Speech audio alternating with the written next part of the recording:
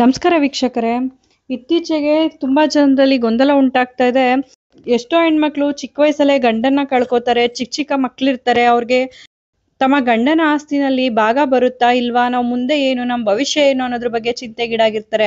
ಎಷ್ಟೋ ಹೆಣ್ಮಕ್ಳಿಗೆ ತವ್ರ ಮನೆ ಇರುತ್ತೆ, ಸಪೋರ್ಟ್ ಮಾಡ್ತಾರೆ, ಅಲ್ಲಿ ಹೋಗಿ ಸೇರ್ಕೋತಾರೆ. ಇನ್ನು ಕೆಲವರಿಗೆ ಯಾವುದೇ ರೀತಿ ಆಧಾರ ಇರೋದಿಲ್ಲ. ಅಂಥವ್ರು ಗಂಡನ ಮನೆಯನ್ನ ಬಿಟ್ಟು ಹೋಗೋದು ಎಷ್ಟರ ಮಟ್ಟಿಗೆ ಸರಿ? ಗಂಡ ತೀರ್ಕೊಂಡ ತಕ್ಷಣ ನೀವ್ ಯಾಕೆ ಗಂಡನ ಮನೆಯನ್ನ ಬಿಟ್ಟು ತವ್ರ ಮನೆಯನ್ನ ಸೇರ್ಕೋತೀರಾ? ಕೆಲವ್ರಿಗೆ ಅಂತ ಪರಿಸ್ಥಿತಿ ಬಂದಿರುತ್ತೆ, ಅದರಿಂದ ಹೋಗಿರ್ಬೋದು. ಆದ್ರೆ ಎಲ್ರೂ ಕೂಡ ಆ ರೀತಿಯಾದ ತಪ್ಪುಗಳನ್ನ ಮಾಡ್ಲಿಕ್ಕೆ ಹೋಗ್ಬೇಡಿ. ಯಾಕೆಂದ್ರೆ ಅದು ಗಂಡನ ಮನೆ ಅನ್ನೋದು ನಿಮ್ಗೆ ಸೇರಿರುವಂತದ್ದು, ನಿಮ್ಮ ಆಸ್ತಿ ಅದು. ಗಂಡನ ನಂತರ ಆತನ ಜವಾಬ್ದಾರಿಗಳನ್ನ ಪೂರೈಸಬೇಕಾಗಿರೋರು ನೀವು. ಆ ಜವಾಬ್ದಾರಿಗಳನ್ನ ನೀವು ತೆಗೆದುಕೊಂಡಾಗ ಅದು ನಿಮ್ಮ ಮನೆ ಅಂತ ಆಗುತ್ತೆ. ನೀವು ಅಲ್ಲಿ ಪಾಲ್ ಕೇಳೋ ಅವಶ್ಯಕತೆ ಇರೋದಿಲ್ಲ. ನಿಮ್ಮ ಆಸ್ತಿನ ನೀವೇ ಯಾಕೆ ಪಾಲನ್ನ ಕೇಳಲಿಕ್ಕೆ ಹೋಗ್ತಾ ಇದ್ದೀರಾ? ಇದನ್ನ ಫಸ್ಟ್ ಅರ್ಥ ಮಾಡ್ಕೊಳ್ಳಿ. ಯಾರಿಗೆ ಅಲ್ಲಿ ಇರೋದಕ್ಕೆ ತುಂಬಾ ಸಮಸ್ಯೆ ಆಗ್ತಾ ಇದೆ ಅಥವಾ ಇರೋದಕ್ಕೆ ಆಗೋದೇ ಇಲ್ಲ ಅನ್ನೋದಕ್ಕೆ ಬೇರೆ ವಿಚಾರಕ್ಕೆ ಬರೋಣ. ಆದ್ರೆ ಎಲ್ಲರೂ ಕೂಡ ಈ ರೀತಿಯಾದ ತಪ್ಪನ್ನ ಮಾಡ್ಲಿಕ್ಕೆ ಹೋಗ್ಬೇಡಿ. ಗಂಡ ತೀರ್ಕೊಂಡಿದ್ದಾರೆ ಅಂದ ತಕ್ಷಣ ತವ್ರ ಮನೆಗೆ ಹೋಗುವಂತ ಎಲ್ಲಾ ತವರು ಮನೆಗಳಲ್ಲೂ ಕೂಡ ಈ ರೀತಿಯಾದ ಸಪೋರ್ಟಿವ್ ಆಗಿ ಇರೋದಿಲ್ಲ. ಅಲ್ಲಿ ಅವ್ರಿಗೆ ಯಾವುದೇ ರೀತಿ ಭದ್ರತೆ ಇರೋದಿಲ್ಲ. ಈ ರೀತಿ ಇದ್ದಂತ ಸಂದರ್ಭದಲ್ಲಿ ಅವ್ರಿಗೆ ಆ ಕಡೆನೂ ಇಲ್ಲ, ಈ ಕಡೆನೂ ಇಲ್ಲ ಅನ್ನೋ ರೀತಿ ಆಗುತ್ತೆ. ನೀವು ಮೊದಲು ತಿಳ್ಕೊಬೇಕಾಗಿರೋದು, ನೀವು ಭಾಗ ಕೇಳೋದಕ್ಕಿಂತ ಮುಂಚೆ ನೀವು ಆಸ್ತಿಯ ಹಕ್ಕುದಾರರು ಅನ್ನೋದನ್ನ ತಿಳ್ಕೊಳ್ಳಿ. ನೀವು ಯಾರನ್ನು ಕೂಡ ಒತ್ತಾಯ ಮಾಡೋ ಅವಶ್ಯಕತೆ ಇಲ್ಲ, ಯಾರನ್ನು ಭಾಗ ಕೊಡಿ ಅಂತ ಬಲವಂತ ಮಾಡೋ ಅವಶ್ಯಕತೆ ಇಲ್ಲ. ನಿಮ್ಗೆ ಅಲ್ಲಿ ಹಕ್ಕಿದೆ. ಹಕ್ಕಿರುವಂತ ಸಂದರ್ಭದಲ್ಲಿ ಬೇಡ್ಕೊಳ್ಳೋ ಅಂತ ಅವಶ್ಯಕತೆ ಯಾರಿಗೂ ಕೂಡ ಇರೋದಿಲ್ಲ. ಮೊದಲನೇದಾಗಿ ನೀವು ತಿಳ್ಕೊಬೇಕಾಗಿರೋದು, ನಿಮ್ಮ ಗಂಡನ ಸ್ವಯಾರ್ಜಿತ ಆಸ್ತಿ ಇದೆಯಾ, ಪಿತ್ರಾರ್ಜಿತ ಆಸ್ತಿ ಇದೆಯಾ ಅನ್ನೋದನ್ನ ಫಸ್ಟ್ ತಿಳ್ಕೊಳ್ಳಿ. ಪಿತ್ರಾರ್ಜಿತ ಆಸ್ತಿ ಇದ್ರೆ ಬೇರೆ ರೀತಿಯಾದ ರೂಲ್ಸ್ ಅಪ್ಲೈ ಆಗುತ್ತೆ, ಸ್ವಯಾರ್ಜಿತ ಇದ್ರೆ ಬೇರೆ ರೀತಿ ಇರುತ್ತೆ.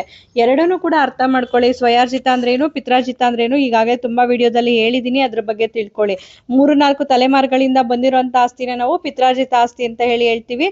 ಯಾವುದೇ ವ್ಯಕ್ತಿ ತನ್ನ ಸ್ವಂತ ದುಡಿಮೆಯಿಂದ ದುಡ್ದಿರುವಂತ ಆಸ್ತಿನ ಸ್ವಯಾರ್ಜಿತ ಅಂತೀವಿ. ಆತ ಬದುಕಿರೋವರೆಗೂ ಅದಕ್ಕೆ ಯಾರು ಕೂಡ ಹಕ್ಕನ್ನ ಪಡಿಲಿಕ್ಕೆ ಬರೋದಿಲ್ಲ. ಆತ ಸತ್ತ ನಂತರ ಅದು ಭಾಗ ಆಗುವಂತದ್ದು.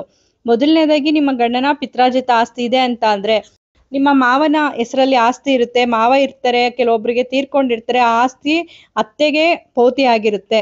ಕೆಲವ್ರು ಏನ್ ಅನ್ಕೋತಾರೆ, ಅತ್ತೆ ಹೆಸರಲ್ಲಿ ಪೌತಿ ಆಗಿರೋದ್ರಿಂದ ಅದು ಸ್ತ್ರೀಧನ ಆಗುತ್ತೆ, ಅದರಿಂದ ನಮಗ್ ಭಾಗ ಸಿಗುತ್ತೋ ಇಲ್ವೋ, ನಮ್ಮ ಅತ್ತೆ ಕೊಡ್ತಾರೋ ಇಲ್ವೋ, ನಮ್ಮ ಅತ್ತೆಗೂ ನನಗೂ ಆಗೋದಿಲ್ಲ ಅನ್ನೋ ರೀತಿಯಲ್ಲೆಲ್ಲ ಯೋಚನೆ ಮಾಡ್ತಾ ಇರ್ತೀರಾ. ದಯವಿಟ್ಟು ಅಂತ ತಪ್ಪು ಕಲ್ಪನೆಗಳನ್ನ ಮಾಡ್ಕೋಬೇಡಿ. ಯಾವುದೇ ಒಂದು ಆಸ್ತಿ ಪೌತಿ ಆಗಿದೆ ಅಥವಾ RTC ಯಲ್ಲಿ ಅವ್ರ ಹೆಸರಿದೆ ಅನ್ನೋ ಮಾತ್ರಕ್ಕೆ ಅವರು ಮಾಲೀಕರಾಗ್ಲಿಕ್ಕೆ ಸಾಧ್ಯ ಇಲ್ಲ. ಅದನ್ನ ಮೊದಲು ತಿಳ್ಕೊಳ್ಳಿ. ಪಹಣಿ ಒಂದು ಯಾವ್ದಕ್ಕೋಸ್ಕರ ಮಾಡ್ತಾರೆ? ಕಂದಾಯಗಳನ್ನ ಕಟ್ಸ್ಕೊಳ್ಳೋದಿಕ್ಕೆ, ಯಾವುದೇ ಒಂದು ರೆವಿನ್ಯೂ ಡಿಪಾರ್ಟ್ಮೆಂಟ್ ಅಲ್ಲಿ ಆಗುವಂತ ಕೆಲಸಗಳಿಗೋಸ್ಕರ ಪಹಣಿಯಲ್ಲಿ ಒಬ್ರ ಹೆಸರನ್ನ ಕೂರಿಸ್ತಾರೆ. ಅಂದ ಮಾತ್ರಕ್ಕೆ ಅವರು ಮಾಲೀಕರಾಗ್ಲಿಕ್ಕೆ ಸಾಧ್ಯ ಇಲ್ಲ. ನಿಮ್ಮ ಆಸ್ತಿ, ಗಂಡನ ಆಸ್ತಿ ಪಿತ್ರಾರ್ಜಿತ ಆಗಿದ್ರೆ, ನಿಮ್ಮ ಗಂಡನ ಸಹೋದರರು ಯಾರಿರ್ತಾರೆ ಮತ್ತೆ ತಂದೆ ತಾಯಿ ಎಲ್ರಿಗೂ ಕೂಡ ಸಮಾನವಾದ ಭಾಗ ಆಗುತ್ತೆ. ನಿಮ್ಮ ಗಂಡನಿಗೆ ಕೂಡ ಯಾವ ಒಂದು ಭಾಗ ಬರುತ್ತೆ ಆ ಭಾಗ ನಿಮಗೆ ಮತ್ತು ನಿಮ್ಮ ಮಕ್ಕಳಿಗೆ ಸಮಾನವಾಗಿ ಹಂಚಿಕೆ ಆಗುತ್ತೆ. ಅಂದ್ರೆ ನಿಮ್ಮ ಗಂಡನ ಒಂದು ಭಾಗ ನೀವು ಮತ್ತು ಇಬ್ರು ಮಕ್ಳಿರುವಂತ ಸಂದರ್ಭದಲ್ಲಿ 3 ಭಾಗಗಳಾಗುತ್ತೆ. ನಿಮ್ಗೊಂದು ಭಾಗ, ನಿಮ್ಮ ಮಕ್ಳಿಬ್ರಿದ್ರೆ ಅವರಿಗೆ ಒಂದು ಭಾಗ, ಅವರಿಗಿಬ್ರಿಗೂ ಕೂಡ ಸಮಾನವಾಗಿ ಹಂಚಿಕೆ ಆಗುವಂತದ್ದು. ಅದನ್ನ ತಿಳ್ಕೊಳ್ಳಿ. ನೀವು ಮಕ್ಳು ಮೈನರ್ ಇದ್ದಾರೆ ಅಂದಾಗ ಅವ್ರ ಗಾರ್ಡಿಯನ್ ಆಗಿ ನೀವು ಅದನ್ನ ಅನುಭವಿಸ್ಕೋಬಹುದಾಗಿರುತ್ತೆ. ಯಾರನ್ನು ಕೂಡ ಆಸ್ತಿ ಕೊಡಿ ಅಂತ ಬಲವಂತ ಮಾಡೋದು ಅಥವಾ ಕಣ್ಣೀರ್ ಹಾಕುವಂಥದ್ದು ಇದ್ರ ಅವಶ್ಯಕತೆ ಇರೋದಿಲ್ಲ. ನಿಮ್ಮ ಹಕ್ಕು ನಿಮ್ಗೆ ಇದ್ದೇ ಇರುತ್ತೆ. ಈ ರೀತಿಯಾಗಿ ನೀವು ಹಂಚಿಕೆಯನ್ನ ಮಾಡ್ಕೋಬಹುದು. ಪಿತ್ರಾರ್ಜಿತ ಆಸ್ತಿಯಲ್ಲಿ ಎಷ್ಟು ಭಾಗ ಮಾಡ್ಲಿಕ್ಕೆ ಬರುತ್ತೆ, ನಿಮ್ಮ ಕುಟುಂಬದಲ್ಲಿ ಎಷ್ಟು ಸದಸ್ಯರಿದ್ದೀರಾ ಅದ್ರ ಮೇಲೆ ಹಂಚಿಕೆ ಆಗುತ್ತೆ. ನಿಮ್ಮ ಗಂಡನು ಒಬ್ರು ಸದಸ್ಯರಾದಾಗ ಆ ಗಂಡನ ಆಸ್ತಿ ನಿಮ್ಗೆ ಬರುತ್ತೆ. ಕ್ಲಾಸ್ 1 ಲೀಗಲ್ ಏರ್ಸ್ ಏನಿರ್ತಾರೆ ಅದರಲ್ಲಿ ನೀವು ಕೂಡ ಬರ್ತೀರಾ, ನೆಕ್ಸ್ಟ್ ನಿಮ್ಮ ಮಕ್ಕಳು ಕೂಡ ಬರ್ತಾರೆ. ಅಂದ್ರೆ ನಿಮ್ಮ ಗಂಡನ ಆಸ್ತಿ ನಿಮ್ಗೆ ಮತ್ತು ನಿಮ್ಮ ಮಕ್ಕಳಿಗೆ ಸಮಾನವಾಗಿ ಭಾಗ ಆಗುವಂತದ್ದು ನಿಮ್ಮ ಗಂಡನ ಪಾಲಿನ ಆಸ್ತಿ. ನಿಮ್ಮ ಗಂಡನ ಜೊತೆ ಒಬ್ರು ಸೋದರ ಸೋದರಿ ಇರ್ತಾರೆ ಅಂದಾಗ ಅವ್ರಿಗೆ ಹೇಗೆ ಭಾಗ ಬರುತ್ತೋ ನಿಮ್ಗೂ ಹಾಗೆ ಭಾಗ ಬರುತ್ತೆ. ಅದನ್ನ ನೀವು ನಿಮ್ಮ ಮಕ್ಕಳು ಹಂಚ್ಕೋಬಹುದಾಗಿರುತ್ತೆ.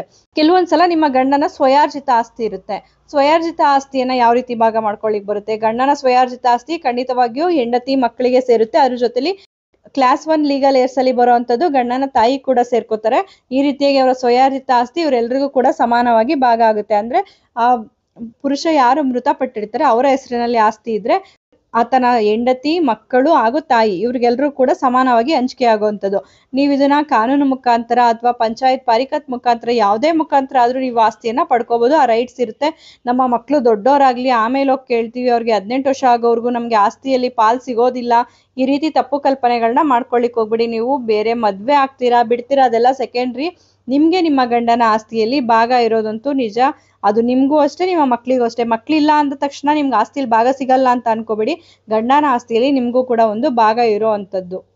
ಯಾವುದೂ ಕೂಡ ನಿಧಾನ ಆದಷ್ಟು ಸಮಸ್ಯೆಗಳು ಬರ್ತಾ ಇರುತ್ತೆ. ನಿಮಗೆ ವಕೀಲರ ಮುಖಾಂತರ ತೆಗೆದುಕೊಳ್ಳಿ ಕಷ್ಟ ಆದಾಗ ನಿಮ್ಮ ಜಿಲ್ಲೆಯಲ್ಲಿರೋ ಅಂತ ಉಚಿತ ಕಾನೂನು ಪ್ರಾಧಿಕಾರಗಳೇನಿರುತ್ತೆ ಅಲ್ಲಿ ಹೋಗಿ ವಿಚಾರಿಸಿ ಅದ್ರ ಮುಖಾಂತರ ಪಡ್ಕೋಬಹುದಾಗಿರುತ್ತೆ. ಸಲಹೆಗಳನ್ನ ಪಡ್ಕೊಂಡು ನೀವು ಮುಂದುವರಿಬಹುದಾಗಿರುತ್ತೆ. ಈ ಒಂದು ಮಾಹಿತಿ ಉಪಯುಕ್ತ ಆಗಿದೆ ಅಂತ ಭಾವಿಸ್ತೀನಿ. ಯಾರೆಲ್ಲ ಹೊಸದಾಗಿ ನಮ್ಮ ಚಾನಲ್ನ ನೋಡ್ತಾ ಇದ್ದೀರಾ ಸಬ್ಸ್ಕ್ರೈಬ್ ಮಾಡಿಕೊಂಡು ನೋಡಿ.